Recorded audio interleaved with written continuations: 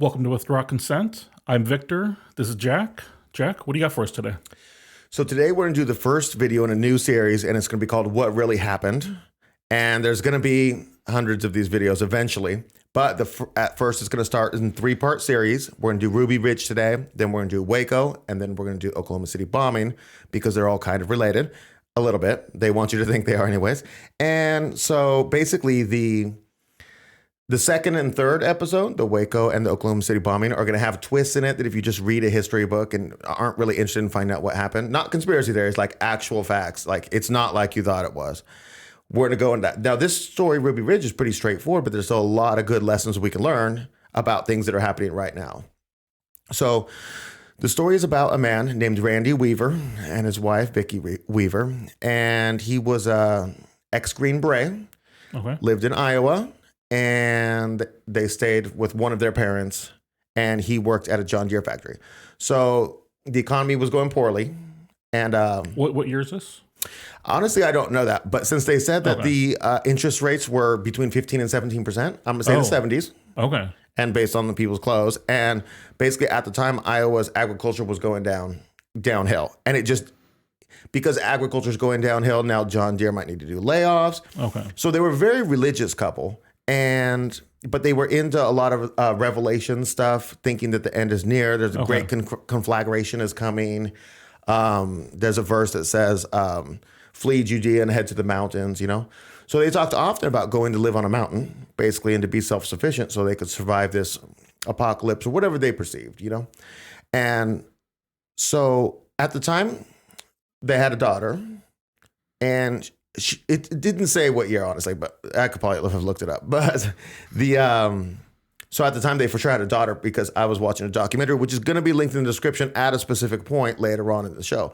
But the daughter's telling the story. So she was old enough to remember them talking about going to the mountains. And they basically ended up selling everything and leaving. And they basically bought a place up in North Idaho at the very tip where it goes up, 50 miles south of the Canadian border. Okay. So it's kind of way out there.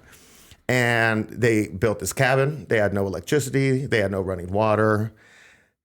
They just were living off the land. And so at the time the story gets really bad, they have 4 children. And they have the eldest is a daughter. And then they have Sam, who's 14 at the time this happens. And then they have a younger daughter and then a very young daughter. So we're deep into the 80s at this point, I would say. At least. So the story's going to start in 1988, I believe. Okay. And then it's going to become bad in 91 and then terrible in 92. So they're living this completely isolated life. And they do have some friends, but so I homeschool my kids, right? Okay. And they have the neighbor kids and stuff like that. But you try to get them somewhere where they can be around more children. To learn social skills and all that kind of stuff. You're always looking for that. Oh, I forgot to mention Randy Weaver. He hates the government. He's super anti-government. Does he hit, do you know, like, did he say what happened to him that made him that way? He was a Green Beret. Okay, so he knows some of the dirty things. I'm sure he's killed lots of people that he wishes he hadn't. Okay. Because, you know.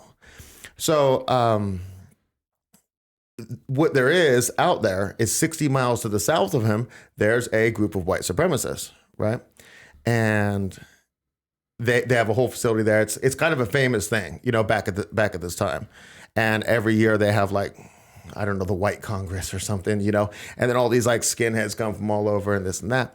So, but they also have like community events for white people, and they have like picnics and all these different things. Just like community building, not necessarily the racist type. No, they have both. Okay, gotcha. So you can just come to a picnic, or you can see people saluting a World War II, you know, leader. And then there are the flags and different stuff, you know. Okay. And then they do say things. Anyways, so, but there's not much else out there unless you want to go to Canada, you know. And there's not much on the other side of Canada, honestly. Oh, okay. And so basically they would go down for the picnics and stuff, and the kids would play. All the other kids were normal, you know. And Randy, he would get into debate. He liked to debate. Okay. So he's debating with them, and he is more of a mind that diversity is our strength. Oh, okay. You know, But they're fine with it. They're like, oh, you're white folks, you'll come around because we know the truth. You know what I mean? Gotcha. And he's thinking y'all are foolish. I can pull you out of this. So they're doing this whole thing. But he's definitely not with them, and he states his intention. I'm never going to join you guys. But we're community. Right. Y'all are still people. And so these particular group of people, I believe it was the Aryan Brotherhood, Aryan Nation. Okay, anyways. Like that was their official group name? Yeah, I forget which one of those it was. It was led by Richard Butler, who was the founder of it. And they were basically Christian identity. Okay. Are you familiar? No. Okay, so it's kind of like a thing that says that Jews aren't the chosen people, it's white people. And somehow something got mixed up, and then everybody else is inferior. It's this whole thing. Like the Bible's written for white people. That's kind of, but they still read the Bible. But even though it doesn't say that in the Bible, that's what they're going with? Yeah. Like? They're cherry picking some verses, we'll say. Okay. And then they have their own literature about, exegesis and whatever. So anyways, but they do share all of the beliefs in God. Okay, Jesus died on the cross and all that kind of stuff. Right. White Jesus died on the cross for their white sins. You know what I mean? Like it's a whole thing they got going on. And Randy doesn't agree with all that, but the white part, but he agrees with all the beliefs that this is how you get forgiveness. Without repentance, there's no forgiveness of sins and just everything. And wait, so they believe that Jewish Mary had white Jesus? Is that what you're saying? They're all white people in the Bible. Moses, everybody, Abraham. They're saying that it's kind of like the Muslims, how they say that the Bible has been corrupted, Okay. And it's just not genuinely. So then a lot of the Quran is spent telling the same stories from the Bible in a non-corrupted way. Oh, because through Ishmael, and wasn't that through Abraham, that's where the Muslims came from? Right, that's where they came from. But then they're saying that the Jews are deceiving you because the Bible is, what I mean? It's a whole thing. Wow. But so like everybody has their own take on it. And I don't, whatever. You believe what you want to believe. I really could care less. You know what I mean? Like you should be free to believe whatever you want. That's what these people believe. But when you go to church and you're singing songs to God and stuff, they're not sitting there talking about white people. They're just talking about this God. Right. And it's literally the same. So there's a lot of similarities. Right. In because they're extremely religious, Randy and Vicky Weaver, right? And so basically, I told you there was like the Congress thing once a year, and then there's skinheads and bikers and all these different people come up there. It's like a big deal. So the government's all up in that. Right. Because there was like I forget which group did it, but there was a radio host that got killed, and it was a scandal, by like a literal white supremacist. And so basically there's a ATF informant there, right? In the white supremacist group? Yeah. Okay. Because just a lot of people can come to the gatherings, though. Okay. You could just roll on in and say, I'm new to town, and who's to say, brother? Yeah. You know what I mean? Like, whatever, So basically, this guy, he starts talking to Randy, finds out his past, and though everybody is clear the entire time, throughout this whole thing, like, everybody's clear that Randy Weaver's not a criminal, and he doesn't manufacture weapons. He doesn't do illegal stuff with weapons. Nonetheless, he didn't have any money. And so this guy befriends him and convinces him to saw off the barrels of 2 shotguns. Okay. And Randy is very able to do that because of his military history. He's never done it before, but he'll do it this time. So it's entrapment. So the law enforcement agent gave him the shotguns and said, "Hey, cut the barrels off," right? Or whatever, right? Or a third party to deal with a different dude, whatever. But he was there. So the goal of this little operation right here is to get Randy and just flip him and use him as another source inside this Aryan group. That's where they're going with this. They didn't care about Randy, really. No, they're not really trying to get him, but they just don't know who Randy is, Right. They're thinking he's like everybody else who's just weak and pathetic and spineless. So basically, you know what entrapment is, right? Yeah. Okay. So it's if they get you to do something that you wouldn't normally do, that's when it's entrapment. Right. But in their reports and everything, everybody admits the entire time, they're like, oh no, he would never do this without us, So the whole thing's bogus from the start. And basically they do this thing where like there's a broken down car on the side of the road, they're waving him down for help, pulls over, they throw him face down in the snow, him and the wife, and arrest him, And basically they try to make the deal with him, but he's so anti-government, and now this is making it worse. Right, not helping. Yeah, not helping. He's just not your guy. But they didn't really know about his anti-government. They just know what the ATF agent told him. We got this guy. He's a Green Beret. He's got the skills. You know what I'm saying? So basically what happens is they give him these charges because he's not gonna flip on these people because he just hates the government, not because he loves the people. He's so dedicated to them, you know? Right. And so the news headline looks like white supremacists doing weapons up there. Like this guy's one bad dude. None of that's true. He's not a white supremacist. He's not with these people. He was just there. You know what I mean? And he doesn't do guns. He doesn't do, so none of it's true. But that sounds like a pretty scary headline. Sure. Like up there by these camp of white supremacists, they're doing stuff with guns. What? You know what I mean? No, it's not real. So anyways, so from there, he has a court date set where he has to come to court. And this is kind of hinky. This is not in the documentary that I'm going to link in the description, but I found this out. It was basically scheduled for February 19th, 1991. And yeah, okay. I was double checking to see if that was correct. That's correct. And basically they rescheduled it for February 20th, but they sent him a notice that it's scheduled for March 20th. So he didn't show up on February 20th because he's supposed to show up on March 20th. Now they're like, oh no, this white supremacist isn't showing up, even though it's their heir, you know? But he probably wouldn't have shown up anyways. Okay, I forgot to say. So when they arrested him, to bail out, he had to put his house as collateral. Okay. And so he told his kids, like, hey, if we don't win this case, we're going to lose everything.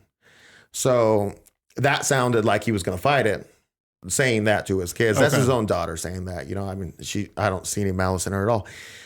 So whether he missed the date on purpose or not, we don't know. But the government completely messed this up, you know? And so then this becomes a huge thing now because the federal judge, because remember there's the ATF involved, so this is a federal case, not a state case. The federal judge orders the U.S. Marshals to go bring them in. Failure to appear. You know, you got to go in. And so it becomes a big news headline where they're just like all the time, they're like, oh, this white supremacist snubbing his nose at the, you know what I mean, or whatever. But he's up there for a long time. So that was February. It goes until the whole next year. But he's just up there. So the U.S. Marshals went to go get him? No, they didn't go to get him. They just left him up there because it's like, what are we gonna do? They did different things. Like they did a threat assessment and they made him to look like this psychopathic white supremacist. Like in it said, if anything goes down, Vicky's gonna murder all the children. That's not Based it. on what? Yeah, they made it just, it was a fantasy, you know? Theoretically, it could be because they're religious zealots. This guy's got crazy training with the military, like theoretically, but based on what, you know? And so they're doing some things like looking around up there. They put some motion cameras in the forest so that they could get little blips of how many people up there are they armed. Everybody's armed is the answer, you know, because they had taught their kids about guns. Yeah. They live in the middle of nowhere on a little mountaintop. So what happens is the media is pushing this. The media is pushing this hard, like, oh, you know, he's right under the Fed's nose and they can't do anything. And so there's some pressure from Washington to do something.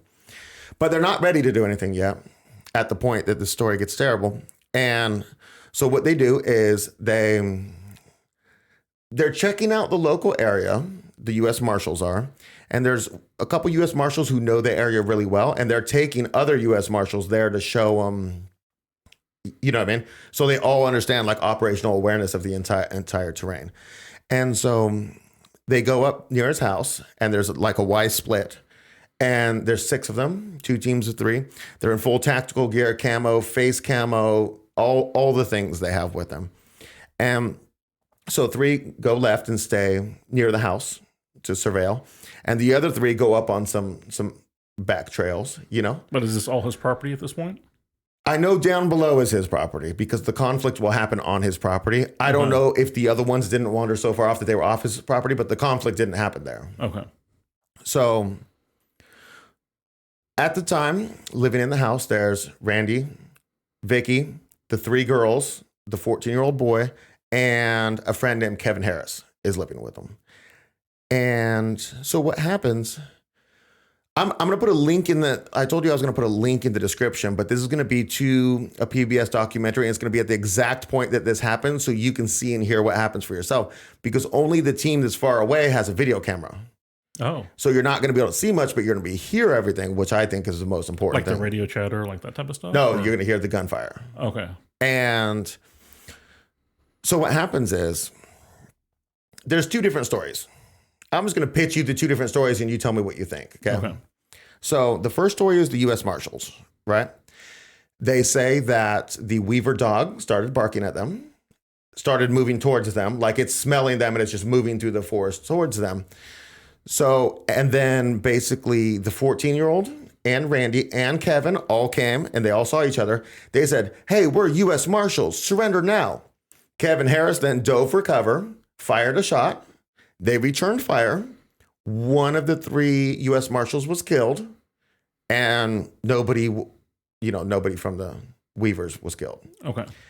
Also, it's just not in the story, but the dog's dead. Oh. It doesn't fit into your story. Okay, but okay. Now here's the Weaver story.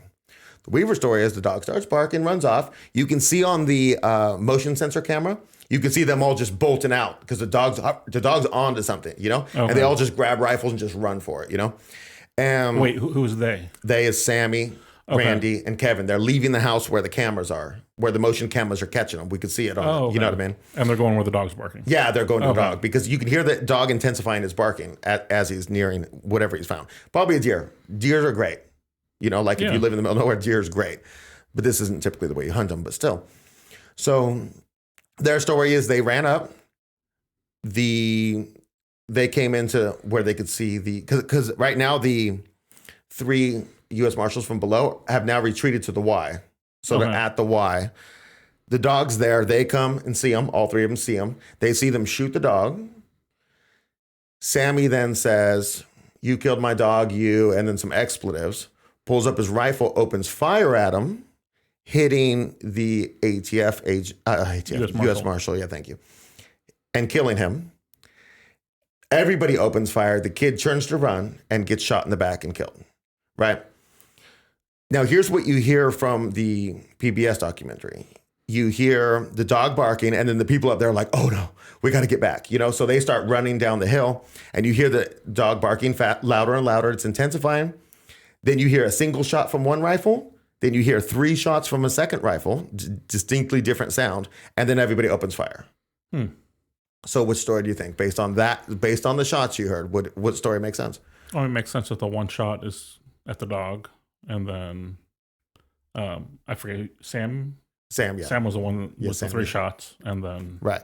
So for the U.S. Marshal story to be true, Kevin Harris would have had to dove for cover, fired off a single round at them, and then they fired 3 rounds at him, and then everybody started fighting. Right. Could be true because, if he had a bolt-action hunting rifle, he could only fire a shot, and then they fired semi-automatic rifles. Could be something like that. Mm-hmm. But where's the dog? Right. The dog is completely silent when the shooting starts. The dog would then be... And you can hear that on the video that the dog is quiet at this point. Yeah, the dog's quiet.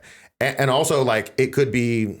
If they hadn't shot the dog immediately, somebody would have a bite injury. Sure. Because the dog would probably, I imagine. I don't know the specific breed of dog, but apparently they were scared enough to shoot it at one point in the conflict, we'll say. So what happens is Randy and Kevin go home. The 2 agents say, we got an agent, we lost this guy. And so all 5 agents leave with the dead body. Randy and Kevin get back to the house. They tell the family what happened. The mom says, go get my son. So they go back down there. They bring the son back. They put him in the shed. Okay. So they're grieving for the 14-year-old, and the U.S. Marshals come back down the hill, and they say, "Hey, yeah, they just cold-blooded murdered this marshal. The white supremacist did. The one that will fail to appear." But they don't tell them that they killed Sammy. They don't tell. I don't even know if they told them they killed the dog, but they killed the dog. That's what they do. So, anyways, basically. So here's the setup. Now a federal police officer has been killed. Right. They say, this is out of our hands. There's nothing we can do. We were just trying to bring a dude in, but we don't handle tough situations like this. So the ATF had originally given it to the U.S. Marshals because they had to bring him in. The U.S. Marshals now give it to the FBI. The FBI sends everybody they have, mostly. It ends up being a military camp with 400 people in it. Okay. And the HRT, Hostage Rescue Team, is there, which are their elite snipers. And, they're like operators in the military. They're very, very good at what they do. Okay. So I want to put this to you. Okay. Here we are in this situation. You, as the government, don't know that Sammy's dead. So you think that the story is true, that this guy just got murdered, this U.S. Marshal. So what would you do at this point? You also might not know if you're the FBI that he was entrapped in the first place. So you might think he's really a white supremacist, really doing weapons, really failed to appear, and then murdered a federal agent. But am I a person who actually cares about American citizens, or am I American who always believes like the FBI? And let's pretend like you're a good person. Well, I would try to get at least just establish contact and talk to them. Okay. Well let me just. They do try to establish contact. Okay. And he doesn't have a phone in the house, this and that. And so they end up like shouting at him through the woods, and they never get a response.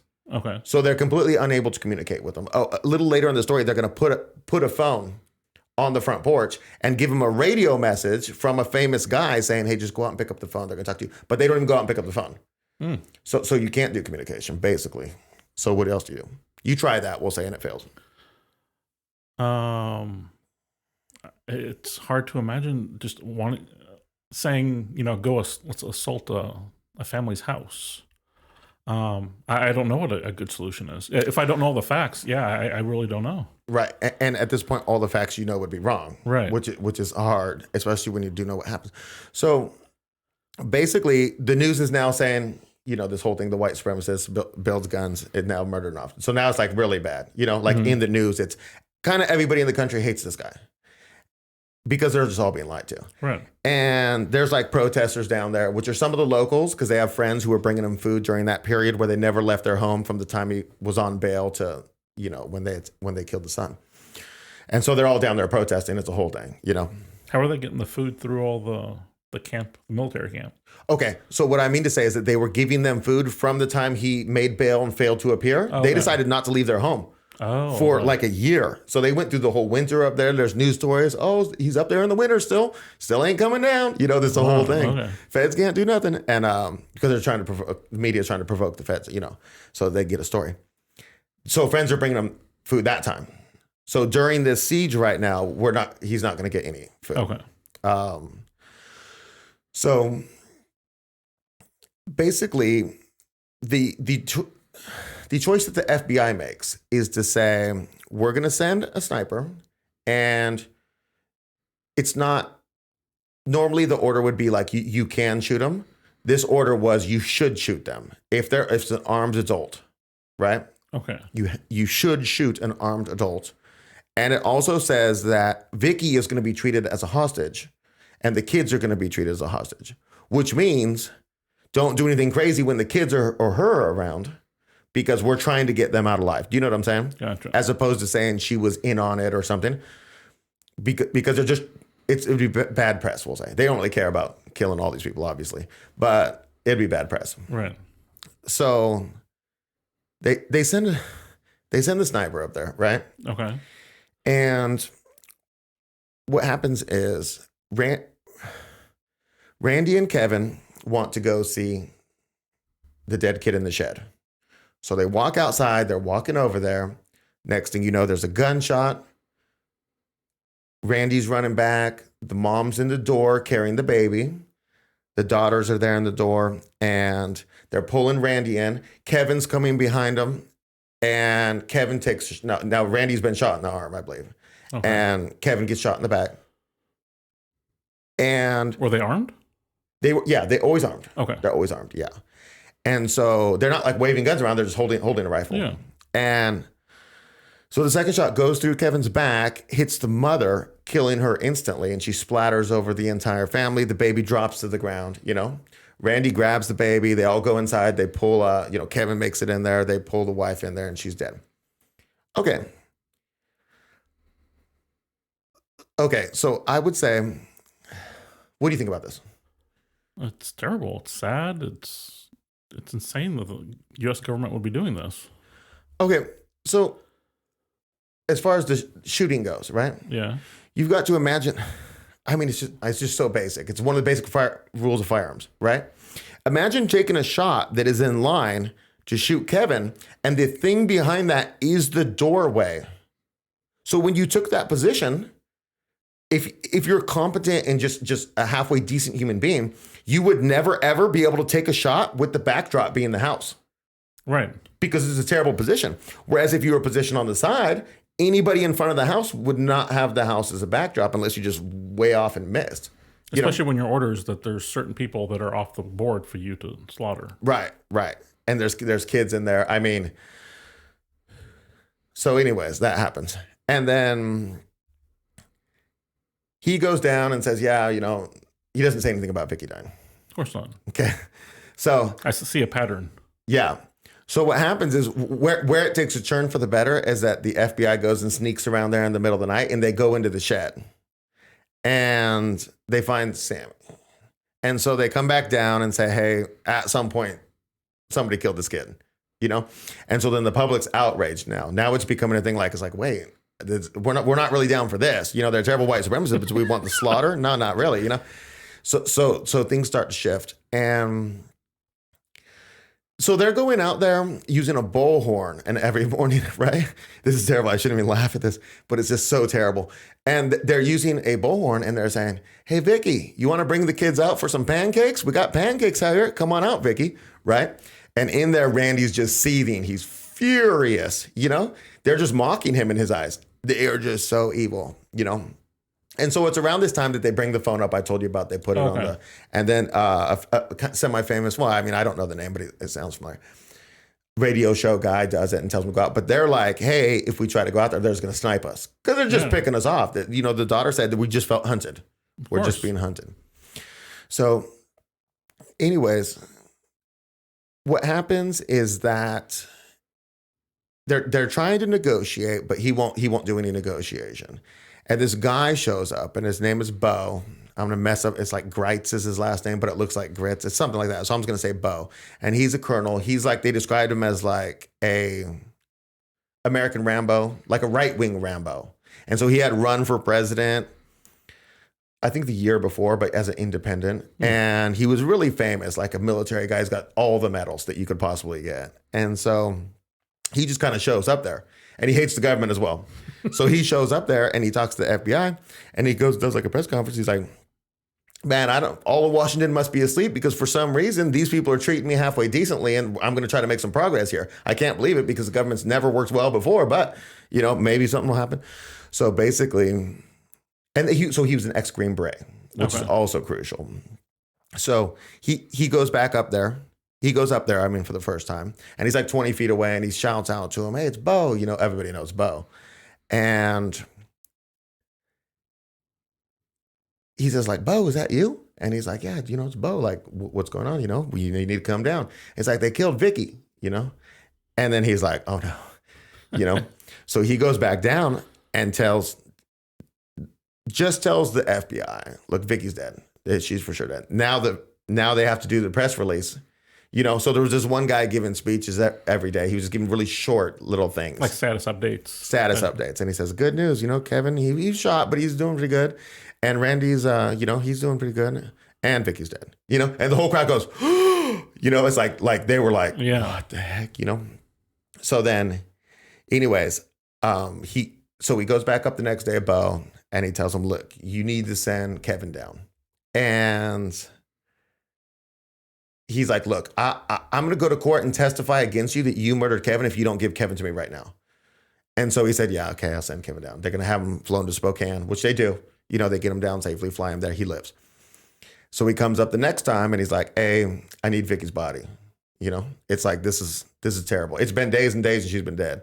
So he brought a body bag. They helped put her on it, take him down. He comes up the next day.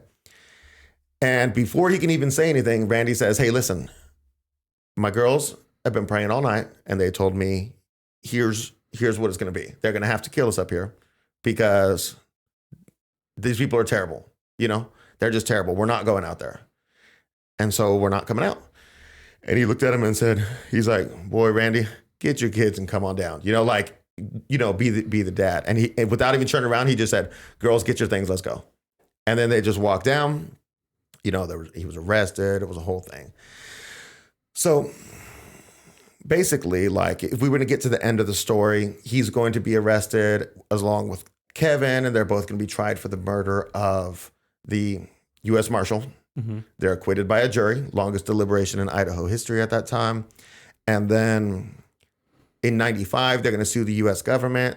They're going to settle for $3.1 million, which is $1 million for each of the 3 surviving girls and 100,000 for him. And then that's kind of where the story ends. So what lessons do you think we can learn from this story? Well, I mean, did people go to jail or lose their jobs for all the terrible decisions, the entrapment, the sniping of a mom, or anything Let like me that? ask you a question. What if you were not going to go over the top, you were going to be kind of, reasonably just. What crime do you think the sniper did? I mean, just like you were saying, this basic firearm safety of knowing what's in front of and behind your target, because that's what you're going to hit. So you're saying even if a bad guy's running at me and I shoot him and kill a kid behind him, I'm going to get in trouble? Seems like it. You're responsible for your actions. Right. So, I mean, like at the minimum, it's manslaughter. Yeah. Minimum. No, nothing. So in the entire thing, a couple people got some slaps on the wrist. And one guy, it's on our website, which is not finished yet, Okay. down the rabbit hole. But one of the guys, I believe he was a sergeant, he ended up going on to Waco to do really good things there. Oh. So they learned the lesson, we'll say. Sounds like it. Yeah. That's just depressing that there's no repercussions for. Right. Okay. When I do, this is all I think about when I see these. I don't really care that this stuff happens. If everybody involved is punished all the way up the thing. I care, but they can happen. And then there's got to be massive punishments all across, huge reformations of whole agencies. People fired. People in jail, people Yeah. facing the death penalty in some cases, maybe not this one, maybe. But in the next one, a lot of people. Spoiler. A lot of death penalty in the next one, if you're going to do some justice. But you're without punishment. It's like it's being condoned. Like, this is okay. But in their favor, the government did investigate the government. Oh, that seems very like there's no conflict of interest. Right. Okay. And so here's one of the lessons I want to impart about just something that's happening right now. So we're filming this is January 2023, probably be released in February. Well, right now the talk of the town is, the Republicans won the House. Ooh, they're going to do good investigations. It's going to be the church investigation all over again, the church committee. It's like government accountability committee or whatever, but they're calling it like church 2.0. And they're going to do all these things and investigate themselves really good. This is going to be the moral of the next story, Waco as well. If you think that the solution is in the government, the system investigating itself, you're not very smart. It's just not, just look at history. This is, okay. That's one of the takeaways that we can look about. Because the problem is people are getting so optimistic about the government now. They're like, but things are going to change. No, they aren't. And I get it if you're 19, 20 saying that. You're 19, 20 years old. You're like, I live in an era where things are going to get better. Cool. You don't have the depth of experience. I appreciate you still as a human being. You're cool. The idealism is great, But, okay. But a lot of this, like this whole series, is just helping people who have never looked into these things and understanding what the government does on a kind of a regular basis when it comes to this type of thing or wars. And we're going to get into all kinds of good stuff. But the idea that we keep going over is that there's a pattern, and you guys need to learn the pattern. So you don't have to watch our videos to learn this stuff. You're just going to see a news headline and go, there's no way that's right. I wonder what the real story is. And then you look into it and you can learn on your own. Yeah. And so that's another important lesson here is that if you were just a citizen reading the news, you would have been lied to at every. They're going to put this family in the meat grinder, and you're being lied to at every point. So if you see the first headline and it says white supremacists in the mountains is making guns, you should look at that and say, probably not. Probably not a white supremacist. Probably not making guns. Right. Probably all the government doing it with entrapment. Probably. Right. Because, I mean, just go back to the last couple of years in the kidnapping of Governor Whitmer and January 6th. It's just the government. Right. It's always just the government.